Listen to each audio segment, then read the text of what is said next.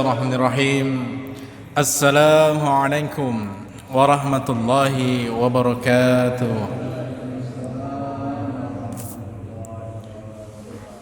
Innal hamdalillah nahmaduhu wa nasta'inuhu wa nastaghfiruh wa na'udzu billahi min shururi anfusina wa min sayyiati a'malina. May yahdihillahu fala mudilla lahu wa may yudlilhu fala hadiya lahu. Asyhadu an la ilaha illallah wahdahu la syarika lah wa asyhadu anna Muhammadan abduhu wa rasuluh. Allahumma salli ala Muhammad wa ala alihi wa sahbihi ajma'in, amma ba'd. Bapak Ibu jamaah salat maghrib Masjid Cokro Aminoto yang berbahagia, pertama-tama marilah kita senantiasa memanjatkan syukur kehadirat Allah Subhanahu wa taala yang telah melimpahkan rahmat, hidayah serta inayahnya kepada kita sekalian, sehingga pada petang ini, maghrib ini, kita masih bisa menunaikan kewajiban kita kepada Allah Subhanahu wa taala. Salat maghrib secara berjamaah dilanjutkan dengan kajian, tentunya dalam keadaan sehat walafiat tanpa suatu kekurangan apapun. Kemudian yang kedua, salawat serta salam senantiasa kita curahkan kepada junjungan kita Nabi Agung Muhammad sallallahu alaihi wasallam beserta keluarga, sahabat, tabi'in, tabi'in serta para risalahnya. Mudah-mudahan kita termasuk ke dalam golongan orang-orang yang senantiasa istiqomah dalam berittiba, mencontoh apa-apa yang telah diajarkan baginda kita Rasulullah sallallahu alaihi wasallam.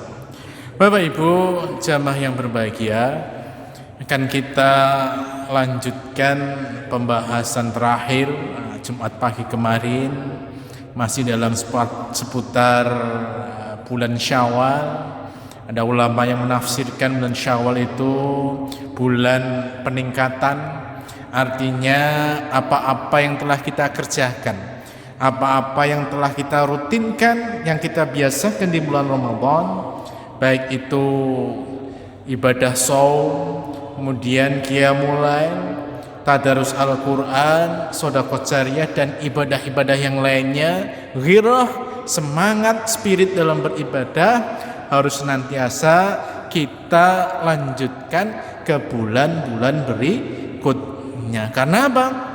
Salah satu indikator diterimanya suatu amal ibadah adalah amalnya berkelanjutan. Jadi tidak ketika Ramadan kita sregep, kemudian Ramadan bubar kita ke setelan pabrik, atau kita sama sekali ibadah yang telah kita rutinkan hilang semua, bak ditelan bumi, maka kita patut waspada.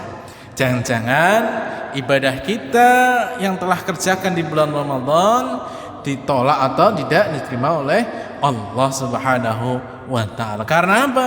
Karena kalau kita mau mencontoh generasi salaf terdahulu, Bapak Ibu jamaah yang berbahagia, 6 bulan pasca Ramadan hari-harinya tak henti-hentinya bermunajat kepada Allah Subhanahu wa taala. Doanya apa? Doanya agar amalan yang dikerjakan di bulan Ramadan, baik itu syiyam, qiyam, tadarus Al-Quran, iktikaf, dan ibadah-ibadah yang lainnya diterima oleh Allah Subhanahu wa ta'ala. Karena tidak ada yang menjamin ibadah yang telah kita kerjakan selama ini di hadapan Allah sempurna, di hadapan Allah diterima ataukah tidak. Dalam sebuah hadis yang sangat populer, Rasulullah pernah bersabda, rubba sha'imin hadzuhu min jamilal ju' wal 'atas. Betapa banyak orang yang berpuasa tetapi yang ia dapatkan tidak lebih, tidak kurang, hanya rasa lapar dahaga semata. Maka syarat diterimanya suatu amal ibadah adalah amal yang berkelanjutan. Karena apa? Karena Allah mencintai suatu amalan itu yang berkelanjutan, meskipun itu sedikit, daripada besar langsung tetapi hanya mungan. Maka Bapak Ibu jamaah yang berbahagia, ini patut menjadi bahan evaluasi muhasabah. Kita jadikan momentum bulan Syawal sebagai momentum untuk peningkatan. Kali ini akan kita bahas Bapak Ibu jamaah yang berbahagia terkait peristiwa-peristiwa besar yang terjadi di bulan Syawal. Ada ulama yang berpendapat bahwa bulan Syawal itu banyak keutamaannya. Dalam sistem kalender Hijriah, bulan Syawal itu terletak di antara bulan Dzulqa'dah dan bulan Ramadan. Bulan Syawal itu bulan yang keberapa Bapak Ibu? Bulan yang ke 10 ya. Nah, ini banyak di antara kita wong Islam ya kalender dhewe ora apal atau kalender, tapi kalender miladiah Masehi bulan ke-10 bulan apa Ibu? Bulan Oktober ya. Nah, kita langsung apal. Makanya kita sebagai seorang Muslim, kita harus senantiasa bagaimana kalender-kalender kita juga perlu kita patut hafal, bil khusus anak-anak kita, generasi muda kita.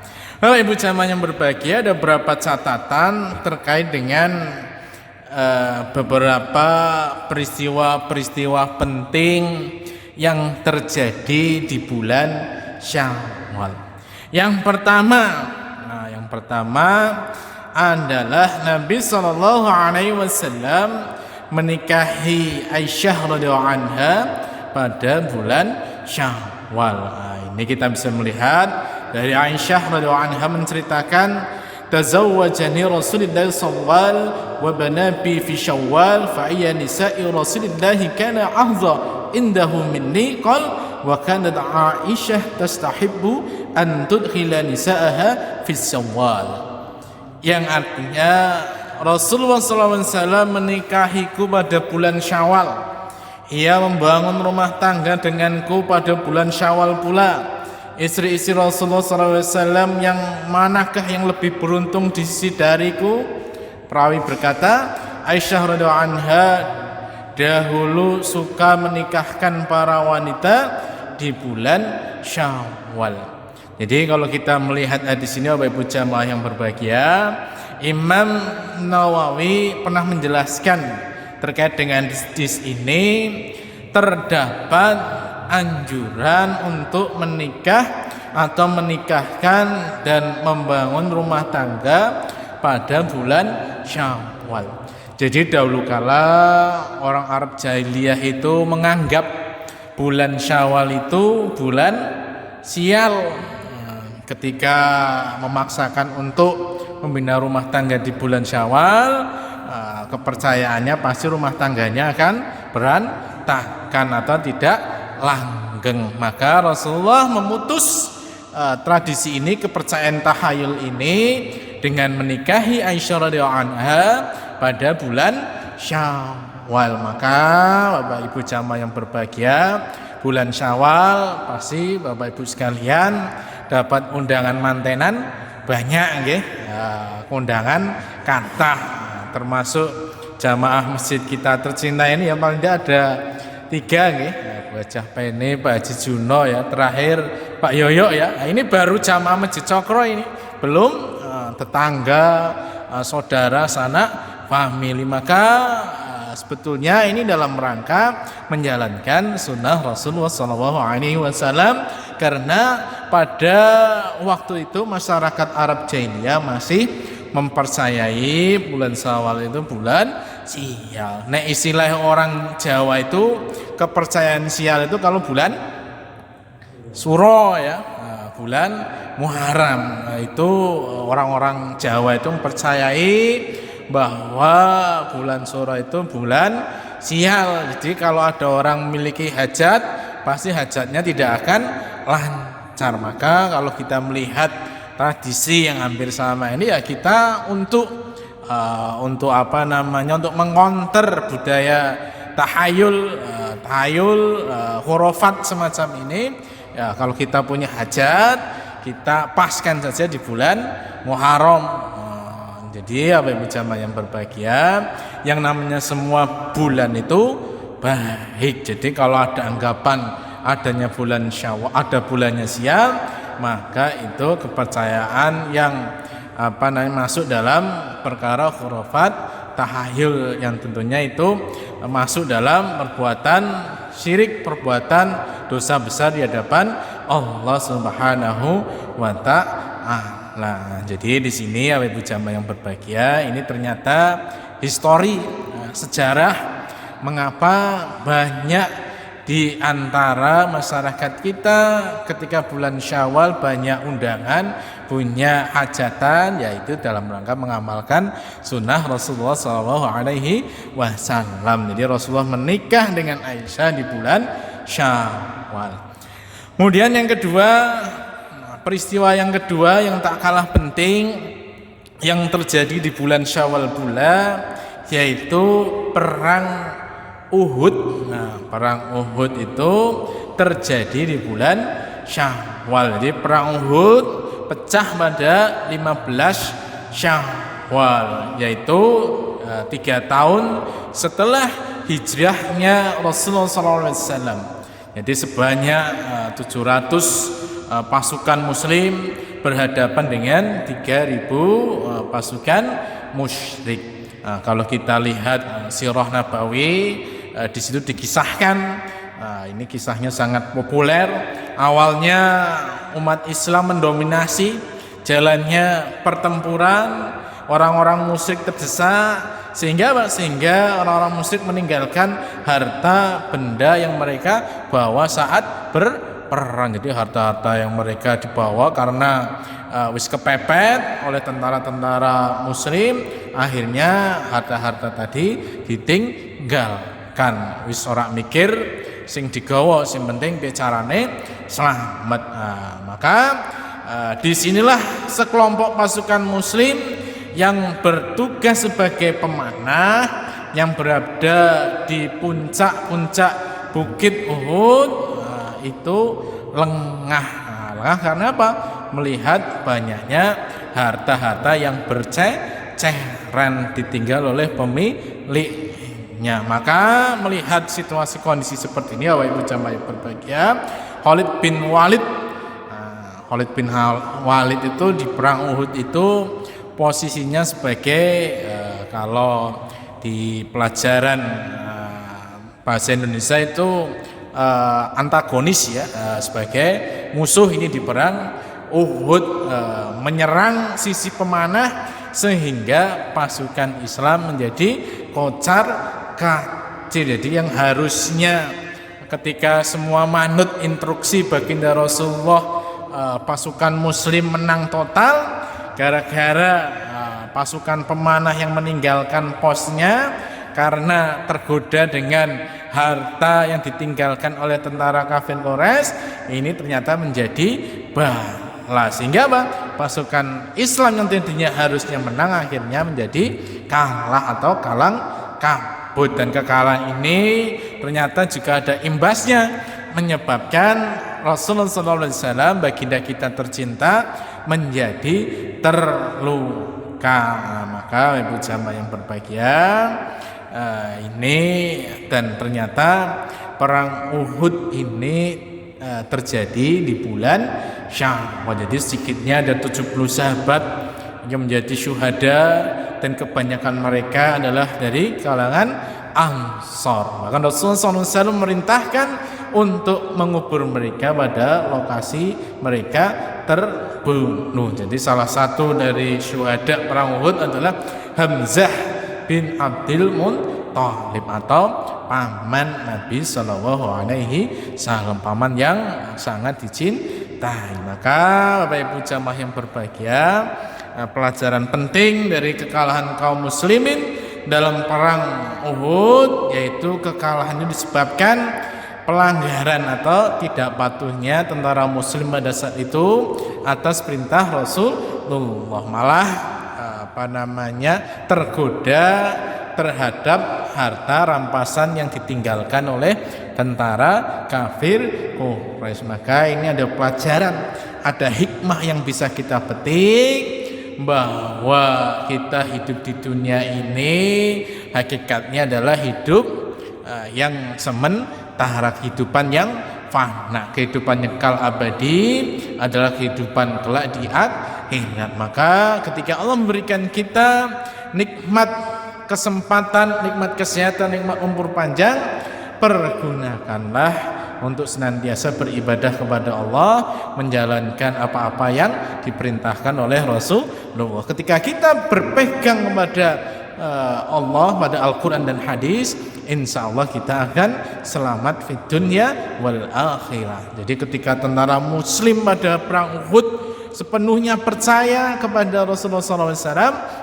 maka tidak akan terjadi semacam ini. Kemudian Bapak Ibu jamaah yang berbahagia, itu yang kedua. Kemudian peristiwa yang ketiga yang cukup populer juga, yaitu perang Khandaq.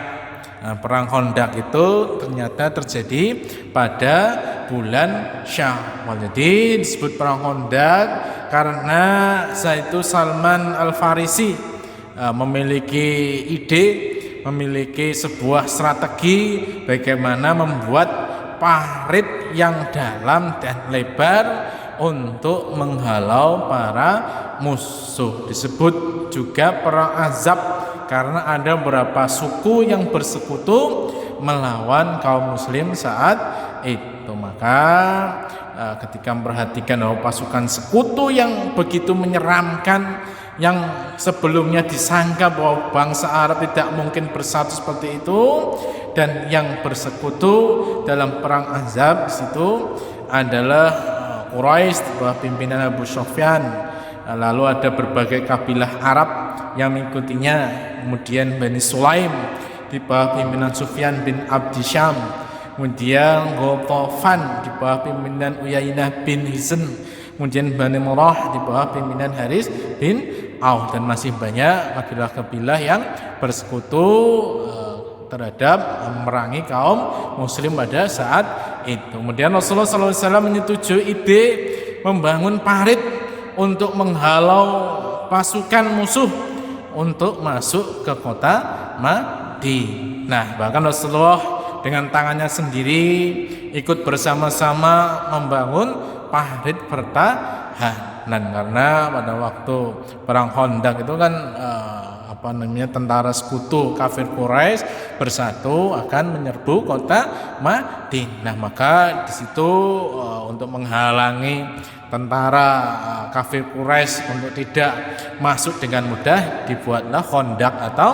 parit.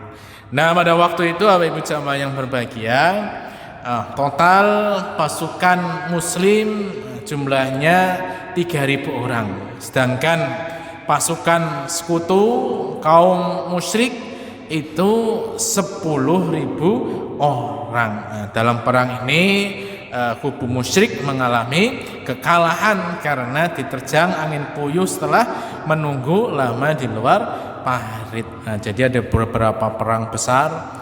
Perang Badar dimenangkan oleh tentara muslim, kemudian perang Uhud dimenangkan oleh tentara kafir Quraisy, dan yang tiga perang Khandaq itu dimenangkan oleh tentara kaum muslim lagi. Jadi di perang Khandaq itu jumlahnya tidak sebanding. Jadi tentara muslim ada 3.000, tentara sekutu Quraisy itu kurang lebih ada 10.000 orang. Tetapi berkat bantuan dari Allah Subhanahu wa taala, tentara muslim di perang ini diberikan kemenangan.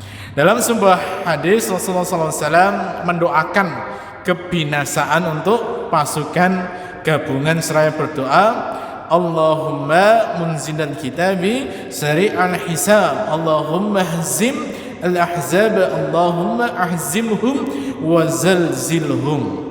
Nah, yang artinya, ya Allah yang menurunkan kitab yang cepat dalam menghisab, hancurkanlah pasukan gabungan Ahzab.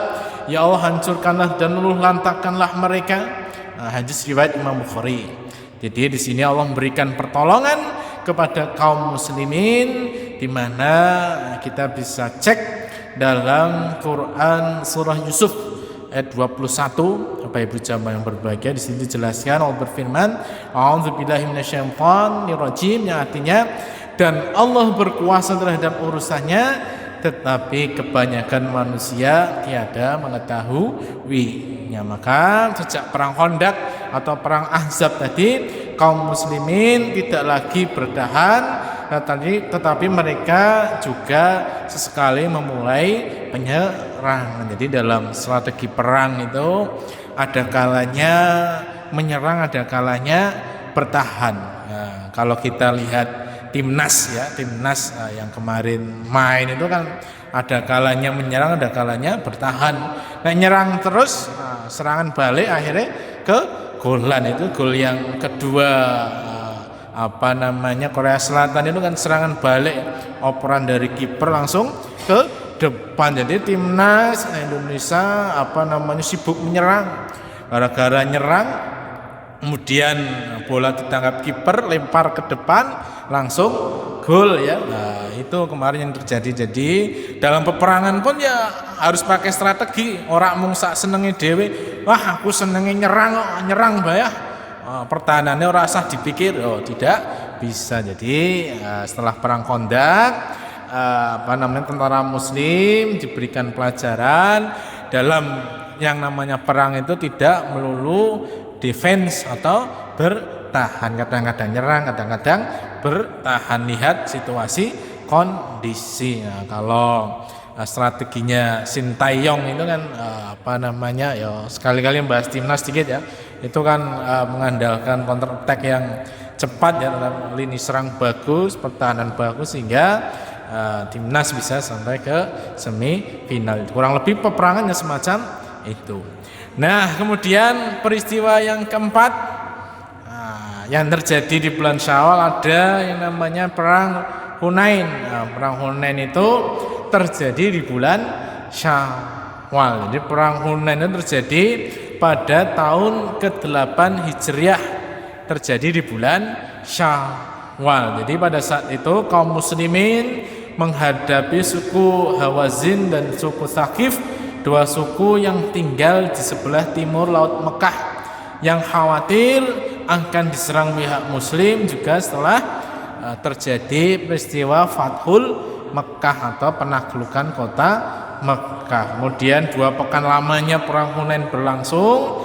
Setelah Rasulullah SAW berhasil memimpin kaum muslimin dalam menaklukkan Mekah tanpa pertumpahan darah, maka setelah itu pasukan muslim di medan Hunain diuntungkan dengan kondisi mental yang penuh kegemilangan. Jadi dari total pasukan muslim pada saat itu 12.000, sebanyak 2.000 diantaranya berasal dari dukungan Quraisy Mekah. Hasilnya perang Hunain dimenangkan oleh kaum muslimin. Nah, jadi sirah sejarah semacam ini ya juga patut kita baca, kita ketahui sebagai penambah wawasan hasanah keislaman kita sekali, dan menambah kecintaan kita kepada baginda kita Rasulullah SAW. Kemudian berikutnya yang kelima, anjuran secara lisan untuk berpuasa di bulan Syawal. Nah, jadi ada salah satu puasa yang sangat ditekankan di bulan Syawal, yaitu puasa 6 hari di bulan Syawal. Jadi kita bisa melihat dari Abu Ayyub radhiyallahu anhu, Rasulullah SAW bersabda, "Man shoma Ramadhana tsumma bahu sittah min Syawal kana kasiyamid dahr." Yang artinya, siapa yang melakukan puasa Ramadan lantas ia ikuti dengan puasa 6 hari di bulan Syawal, maka itu seperti berpuasa selama setahun. Jadi Bapak Ibu jamaah yang berbahagia, di sini Imam Ibrahim bin Muhammad bin Ahmad Al-Bajuri rahimahullah ta'ala memberikan alasan kenapa sampai puasa 6 hari Syawal itu mendapatkan pahala puasa setahun. Karena ternyata puasa 1 bulan Ramadan sama dengan berpuasa selama 10 bulan. Jadi dikalikan 10 pahala kebaikan. Kemudian 6 hari dikalikan 10, 60. Jadi ketemunya 360. Maka ketemu hitungan ketika kita berpuasa di bulan Ramadan dilanjutkan dengan puasa 6 hari di bulan Syawal, maka kita seakan-akan berpuasa selama 1 tahun penuh. Maka ibu jamaah yang berbahagia, mumpung ini kita masih di bulan Syawal, tepatnya tanggal 19, maka bagi yang belum mengerjakan puasa Syawal masih ada kesempatan. Berarti ini tanggal 19 kurang lebih ya masih 11 hari lagi. Karena apa? Ternyata dengan kita berpuasa Syawal, ibu jamaah yang berbahagia, ada paling tidak 5 hikmah atau 5 faidah yang bisa kita dapatkan. Yang pertama, puasa Syawal akan menggenapkan ganjaran berpuasa 1 tahun penuh. Jadi seperti apa yang telah kami sampaikan di awal, bahwa 30 kali 10 300 hari atau 10 bulan, 6 kali 10 60 hari atau 2 bulan. Jadi seolah-olah ketika kita melaksanakan puasa Syawal dan sebelumnya didahului puasa sebulan penuh di bulan Ramadan, maka kita seperti melaksanakan puasa selama 1 tahun penuh. Nah, ini yang patut kita jadikan penyemangat untuk bisa senantiasa mengerjakan puasa 6 hari di bulan Syawal. Kemudian bagaimana cara melaksanakannya? Yang pertama, puasa dilakukan selama 6 hari. Nah, lebih utama dilaksanakan sehari pasca Idul Fitri, namun tidak mengapa jika diakhirkan, yang penting masih di bulan Syawal. Nah, itu afdolnya setelah hari raya Idul Fitri langsung kita puasa 6 hari. Tetapi karena tradisi kita, ibu jamaah yang berbahagia ya, kita ada tradisi Syawalan. Jadi setelah hari raya Idul Fitri itu kita akan disibukkan dengan agenda silaturahmi, agenda halal bihalal. Halal bihalal ini orang kena dihitung ya, ono halal bihalal Bani A, Bani B ya, kemudian halal bihalal RT, halal bihalal RW, belum halal bihalal alumni, dihitung 1 bulan ki undangan halal bihalal 20 ya. Akhirnya apa? Teko halal bihalal terus, poso Syawale ora kopen ya. Sesuk Pak Pos, aduh ana undangan halal bihalal. Duh sesuk mantenan, aduh mangle babar blas Syawal entek ora kelakon posone. Maka ibu jamaah yang berbahagia, ini masih ada 11 hari ke depan. Bagi yang belum puasa Syawal, monggo bisa berturut-turut 6 hari atau bisa dipontok-pontok sesuai sesuai dengan kemampuan masing-masing. Kemudian berikutnya, lebih utama dilakukan secara beruntun, namun tidak mengapa jika dilakukan tidak beruntun. Kemudian usahakan menaikkan qada puasa terlebih dahulu agar mendapatkan ganjaran puasa setahun penuh. Kemudian itu hikmah atau faedah pertama yang kita dapat dengan mengerjakan puasa Syawal. Kemudian yang kedua, puasa Syawal seperti halnya sholat sunnah rawatib yang dapat menutup kekurangan dan menyempurnakan ibadah wajib. Jadi ibu jamaah yang berbahagia, kita itu jangan malas-malasan sholat rawatib. Ada sholat qobliyah, ada sholat ba'diyah. Kita nek berangkat di mepetke, nek teko paling keri, nek bali paling gasik ya. Padahal sholat rawatib itu salah satu fungsinya untuk menutupi kekurangan atau ketidaksempurnaan sholat wajib yang kita kerjakan. Kita tidak tahu sholat kita itu di hadapan Allah sempurna ataukah tidak. Maka dalam rangka berhati-hati, dalam rangka preventif, maka dengan kita rutin mengerjakan sholat rawatib, baik itu ba'diyah maupun qobliyah, itu wujud ikhtiar konkret kita untuk menyempurnakan keutamaan pahala sholat kita. Jadi yang namanya sholat itu bukan perkara yang remeh-temeh, Ibu jamaah yang berbahagia ya. Sholat itu amalan yang paling utama, amalan yang akan pertama kali dihisab di yaumul akhir nanti. Jadi jangan sekali-kali kita meremehkan, karena di luar sana sering kita melihat begitu banyaknya orang yang mengaku Islam, berKTP Islam, tapi ketika ditanya apakah sholat 5 waktu ataukah tidak, banyak yang tidak. Padahal ketika dia tahu bahwa konsekuensi dengan tidaknya ia sholat itu meninggalkan 1 waktu sholat saja, para ulama mendefinisikan dosa besar yang lebih besar daripada dosa-dosa besar lainnya. Artinya apa? Meninggalkan 1 waktu sholat itu dosanya lebih besar dari mencuri, merampok, berzina.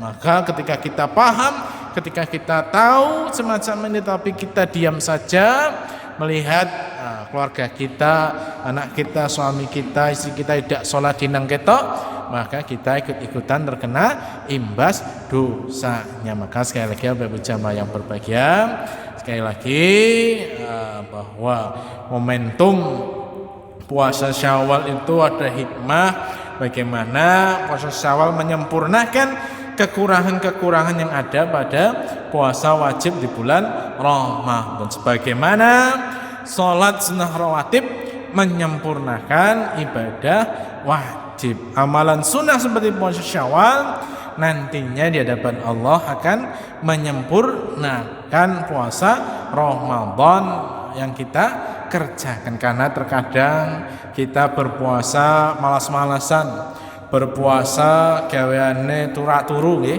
Gaweane harusnya bisa kita gunakan waktu kosong untuk tadarus Al-Qur'an atau ibadah-ibadah yang lainnya, malah kita pergunakan untuk hal-hal yang kurang penting, atau berpuasa tapi tidak mampu menjaga mulut untuk ghibah atau berbohong, berkata dusta, dan itu yang menyebabkan ibadah puasa kita di hadapan Allah tidak sempurna. Maka salah satu fungsi puasa Syawal adalah menutupi kekurangan puasa wajib, menyempurnakan puasa wajib dengan memperbanyak amalan-amalan sunnah. Jadi Bapak Ibu jamaah yang berbahagia, sunnah itu jangan dipahami definisi zaman dahulu kala.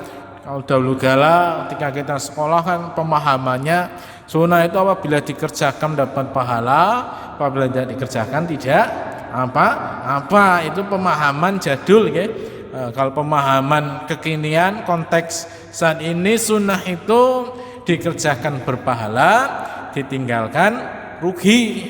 Artinya apa? Ada potensi pahala besar di hadapan kita, tetapi kita malah menyia-nyiakan. Nah, itu hikmah yang kedua. Kemudian faedah yang ketiga adalah melakukan puasa Syawal merupakan tanda diterimanya amalan puasa Ramadan.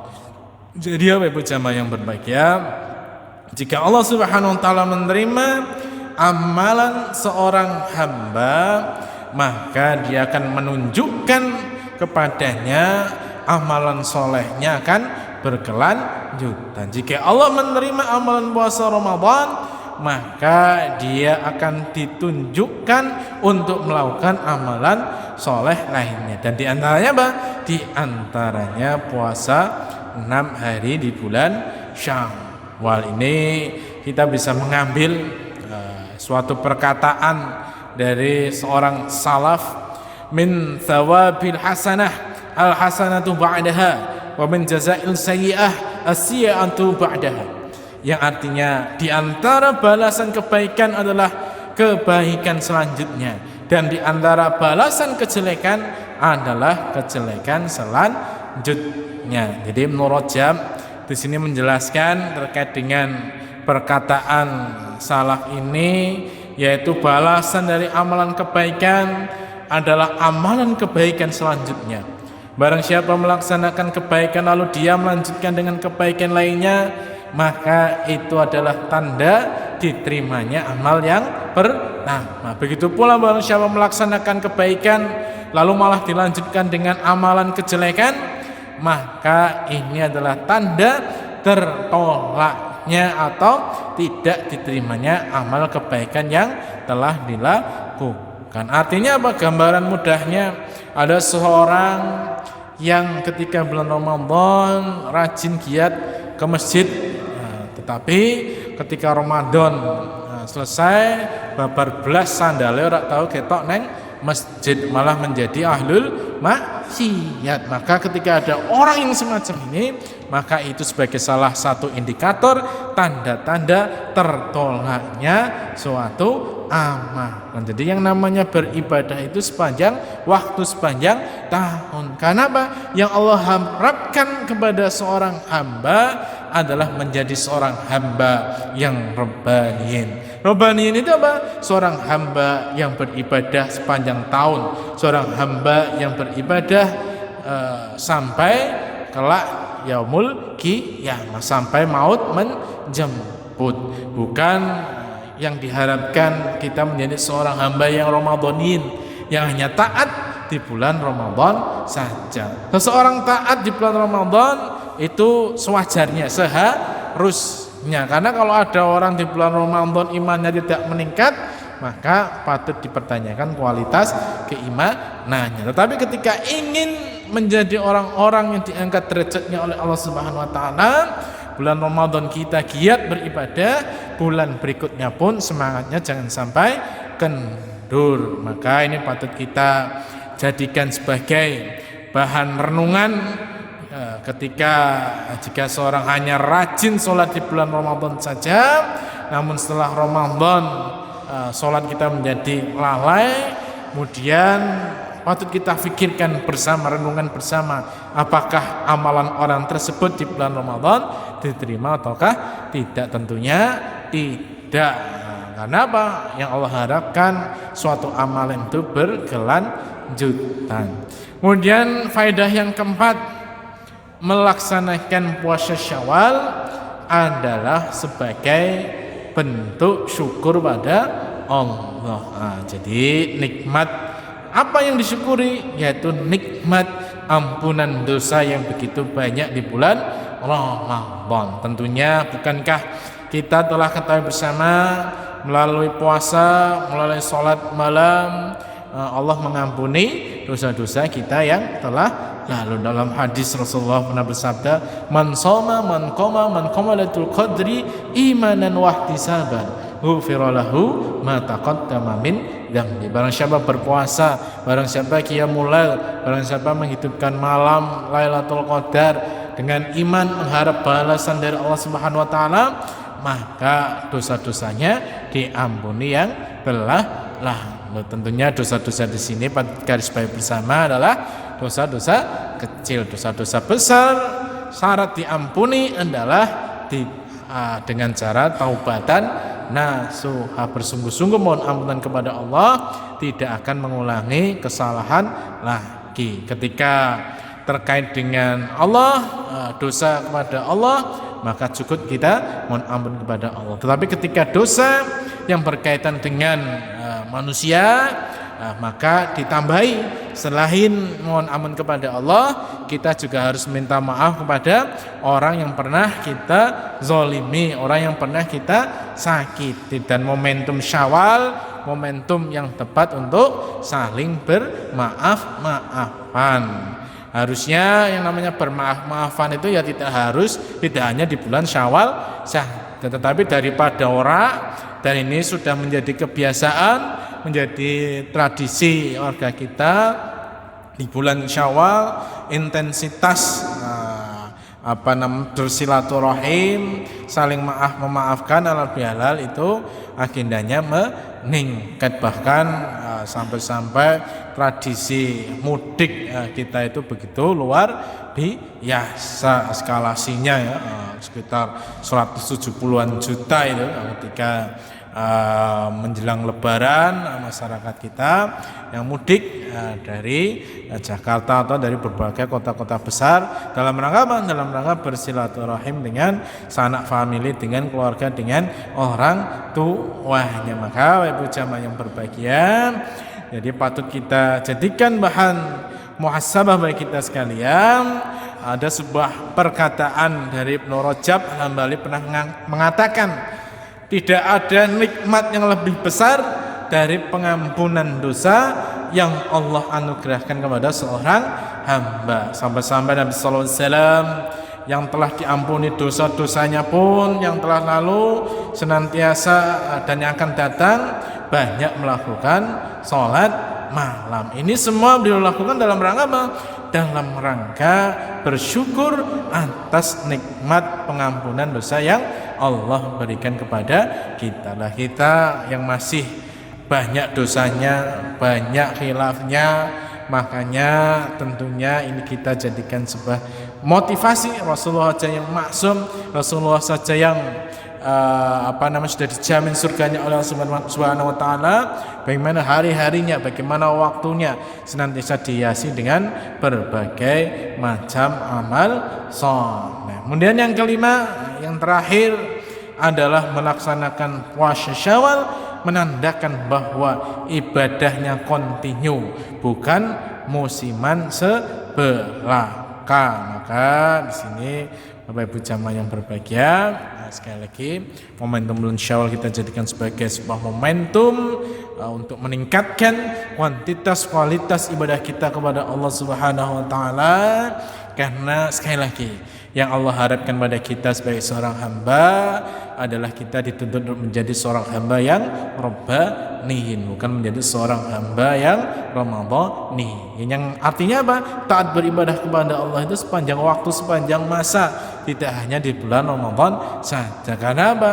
Yang namanya ajal manusia, maut, hidup, itu hak prerogatif dari Allah Subhanahu wa taala, dan kita setiap hari bermunajat kepada Allah untuk diberikan kebaikan di dunia wal akhirah. Maka ketika kita ingin memperoleh kebaikan di dunia dan di akhirat, maka kuncinya kita taat kepada Allah Subhanahu wa taala, kita senantiasa melaksanakan perintah Allah, menjauhi apa yang dilarangnya, insyaallah kita akan selamat fit dunia wal akhirah. Dan itu saja yang bisa kita sampaikan. Sebentar lagi Isya kayaknya Pak ya, semenit malah ya. Isyanya jam berapa? Kurang 2 menit lagi ya. 2 menit lagi, rasa cukup. Sekian, mohon maaf. Nasrullah wa fathun qarib. Monggo sareng-sareng kita tutup dengan membaca doa kafaratul majlis bersama. Bismillahirrahmanirrahim. Subhanakallahumma bihamdika asyhadu an la ilaha illa anta astaghfiruka wa atubu ilaik. Kurang lebihnya mohon maaf. Assalamualaikum warahmatullahi wabarakatuh. Masih Isya ya.